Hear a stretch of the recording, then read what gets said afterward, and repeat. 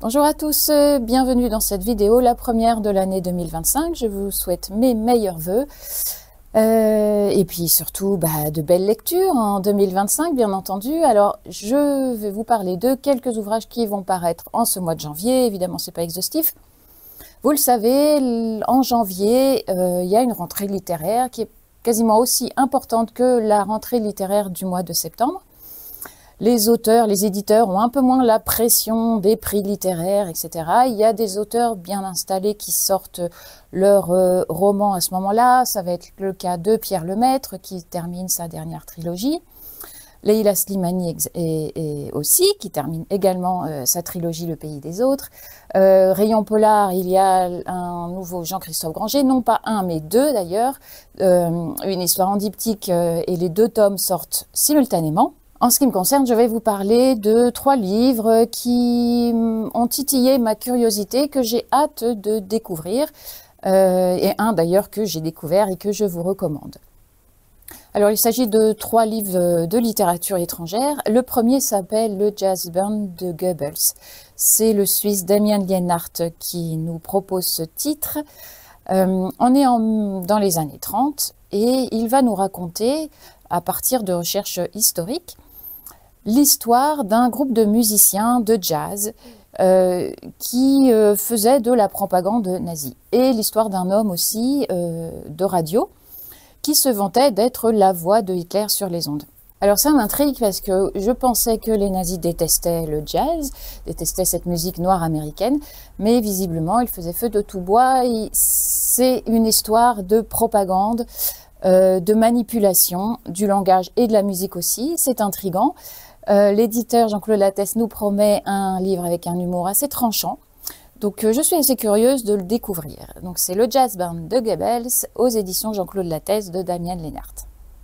Si vous avez aimé Les Guerriers de l'hiver d'Olivier Norek, qui est paru en 2024, qui a eu le prix Renaudot, qui a été un grand succès et qui nous parlait de la Finlande au moment de la Seconde Guerre mondiale, et pourquoi pas rester en Finlande avec un livre de Karl Marlantes, il est américain, et il nous propose le prix de la victoire.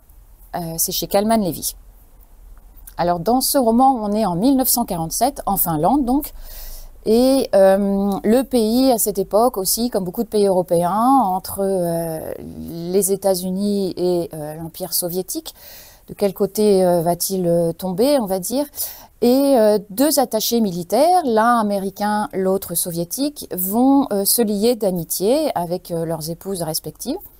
Et comme ce sont 2 grands sportifs, ils vont se lancer un défi amical d'une course de fond, d'une course de ski de fond dans les paysages enneigés de la Finlande. Sauf que voilà, on est en 1947 et très vite, cette course amicale va devenir un enjeu politique, va devenir une sorte de bataille symbolique entre le libéralisme américain, le communisme soviétique.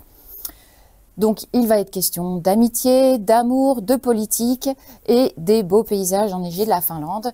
Ça m'attire, je pense que ça va être très intéressant comme livre. C'est de Karl Marlantes et c'est à paraître chez Kalman Levy, ça s'appelle Le Prix de la Victoire. Et c'est traduit par Suzy Borello, important de le dire. Et le dernier livre, merci aux éditions Actes Sud qui m'ont envoyé le livre en avant-première pour que je puisse le lire, ça a été un coup de cœur. Il s'agit d'Anne Patchett, Un été à soi. Alors dans ce livre, c'est Lara qui prend la parole. Lara, c'est une femme, mère de famille, elle a une 50aine d'années.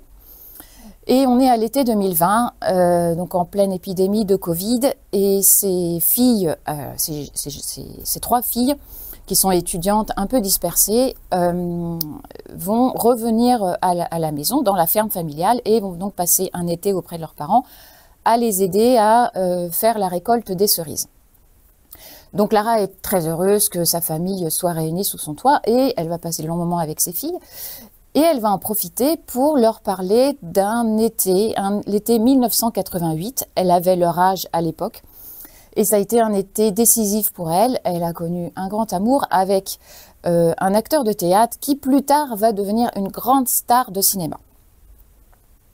Alors ces filles sont au courant de cette histoire, de cette idylle qu'il y a eu entre leur mère et cette star de cinéma.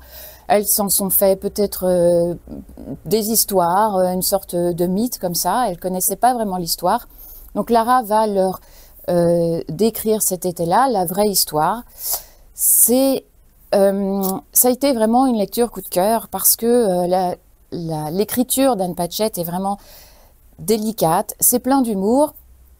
Elle a une façon, sans aucune mièvrerie ni pathos, de décrire les élans du cœur à travers des situations. C'est très sensuel. C'est une histoire de transmission, ce qu'on transmet à ses enfants. Alors aussi bien la transmission matérielle, parce que Lara et son mari se demandent ce que va devenir leur ferme après eux. Une histoire aussi de transmission de nos souvenirs, de notre vie, parce qu'on sait bien, les enfants ont toujours du mal à s'imaginer que leurs parents ont eu une vie avant eux, et à s'imaginer à quoi ça ressemblait. Une histoire aussi, une belle histoire de transmission de mère à fille sur les choix qu'on est amené à faire, sur les valeurs qui nous animent. C'est vraiment un très beau texte, ça a été vraiment une lecture plaisir. Le personnage de Lara est très attachant. Moi, j'avais pas envie de la quitter quand j'ai refermé le livre. Je vous le recommande. Ça s'appelle Un été à soi d'Anne Patchett. C'est traduit par Hélène Frappa et c'est aux éditions Actes Sud. Voilà, c'était quelques idées de lecture à aller pour se relancer dès 2025 dans la lecture, dans le plaisir de la lecture. Ça accompagne nos vies, ça embellit la vie de lire. Donc je vous souhaite de très bonnes lectures en 2025 et merci d'avoir suivi cette vidéo. À bientôt.